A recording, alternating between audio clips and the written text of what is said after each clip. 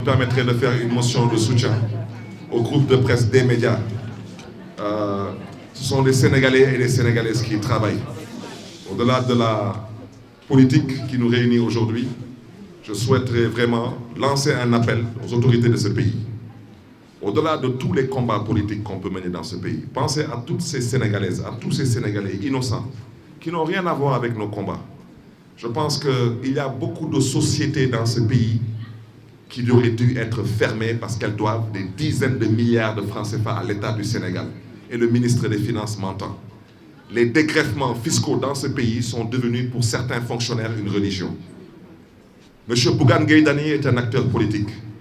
Mais au-delà de sa modeste personne, on ne peut pas sacrifier tout un groupe de presse seulement parce qu'on doit liquider un homme politique. C'est inadmissible. S'il y a des impôts qui doivent être payés à l'État du Sénégal a d'autres moyens de se faire payer que de chercher à humilier tout un groupe de presse seulement pour atteindre un homme. C'est ce que je voulais dire. Je vais essayer de dire ce que j'ai dit en Wolof, mais vous m'excuserez. C'est pas une conférence de presse. Lu mu bëggoon wax daal ci gàttal mooy gërëm ñëpp sant ñëpp wante ngeen may ma njëkk gërëm sant suma mbokk ñu ma bokkal coalition taxawu Sénégal mu nekk coalition bu suñu kilifa di jiite di Khalifa Ababacar Sall wax naa ko nee naa lii du conférence de presse waa taxawu Dakar ci seen mbaaxaay ci seen cofeel ci seen pas-pas ci seen Pastef ñoo taxaw nekk lu jot na mooy jóg biiralaat lu ñu waxoon parce que lu ñu waxoon mooy ñun dañuy candidat ci mairie de Dakar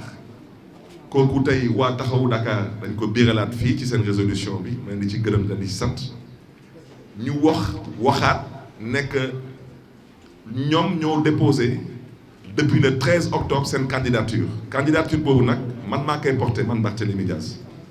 déposé nañ ko nag fu ñu ko naroon déposé mooy ci commission Yewwi Askan Wi bu département de Dakar monsieur Diakhaté bokk ci grand parti moo koy jiite lu waral lii ñëpp xam nañ ko parce que wax dëgg yàlla ku toog tey nekk taxawu Dakar tànnuñu candidat kooku peut-être ñu koy wax ñoom la engagé wante ñun waa taxawu Dakar biiral nañ ko tey fësal nañ ko tey dañu déclaré suñu candidature fu ñu ko naroon déclaré parce que ñun wax dëgg yàlla taxawu Dakar dafa bokk tey ci beneen coalition boobu moom la charte Yewwi Askan Wi jox sañ-sañ bu mën a recevoir ay candidature donc je pense que loolu tout de même xel mën na ko nangu te nopp mën na ko dégg fu may daanalee nag mooy ñu ngi tàllal suñu loxo yi ñu ngi koy tàllal bépp góor bépp jigéen bépp mag bépp ndaw bu ànd ak ñun ci coalition taxawu Dakar tàllal tamit suñu loxo suñu mbokk yi ngeen xam ne ni ñoom ak ñun ñoo bokk suñu coalition Yewwi Askan Wi politique fii lañ ko fekk fii lañ koy bàyyi mooy xëccoo wala parparloo wante loolu mbiru àdduna la wante nañu bàyyi xel bu baax a baax ci yaakaar bu askan bi teg ci coalition Yewwi Askan Wi te coalition bi nañu bàyyi xel ci turam ñun ñoo wootee Yewwi Askan Wi wootewuñu fii noot askan wi wootewuñu fii nax askan wi wootewuñu fii leneen ginnaaw Yewwi Askan Wi kon ñun ñoo nar a wane le bon exemple moo tax au-delà des remerciements ñu ngi tàllal suñu loxo bépp acteur politique bépp responsable bépp militant bépp sympathisant bu bokk taxawu Dakar wala bu bokk Yewwi Askan Wi ñu bokk ndey bokk baay mën a waxtaanee lu askan bi namm ci ñun te kooku wax dëgg yàlla je pense que amul leneen lu ñu mën a xaar ci ay responsables yu toll nii ñun ñii parce que nous sommes tout de même des responsables qui aspirons à diriger ce pays donc xajuñu ci xuloo xajuñu ci xëccoo xajuñu ci yenn ñaawteef yi di gërëm ñëpp di sant ñëpp mais surtout tamit di rafetlu encore la présence du maire Palla Samb parce que dafa demoon ci benn remise de dons dalu si waat na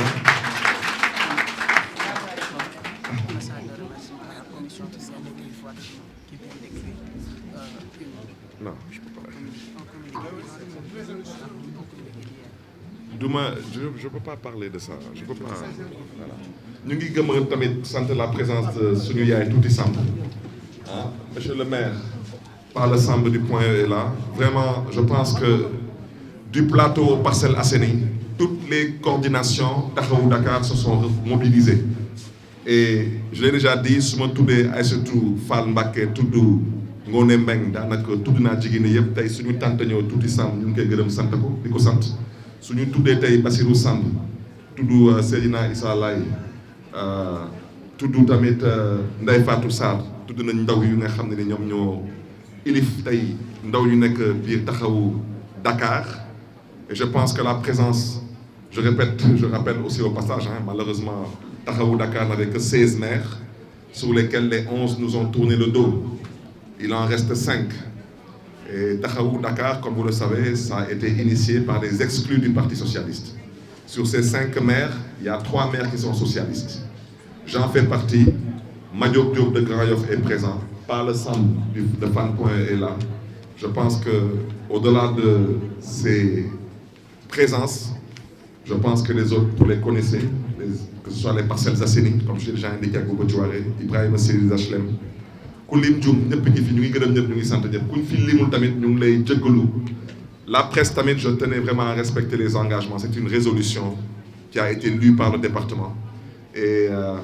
je vous remercie de votre présence. Je vous souhaite beaucoup de courage. Je vous souhaite beaucoup de courage. Et sachez aussi que le combat aujourd'hui du groupe des médias, sachez que nous sommes en phase avec vous et vous avez tout notre soutien. Que Dieu vous garde aussi et que Dieu bénisse le Sénégal.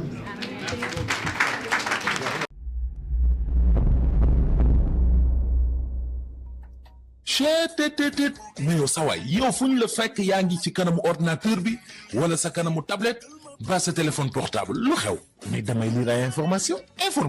waaw xoolal boo bëgg am ay information yu leer nañ et en temps réel duggal ci www.senegal7.com ay information yu wóor man de maa ngi application Sénégal 7 lépp lu xew dama koy jot ci sama téléphone ci tàng bi te nag application Sénégal 7 am ko yomb na da ngay dugg ci Play Store wala Apple Store nga télécharge ko rek xam li xew ci réew mi ak la xew ci bitim réew te nag dara du la ci umpu. Vous voulez des informations en temps réel? Cliquez sur www.senegal7.com. Sénégal 7, le roi de l'information en temps réel.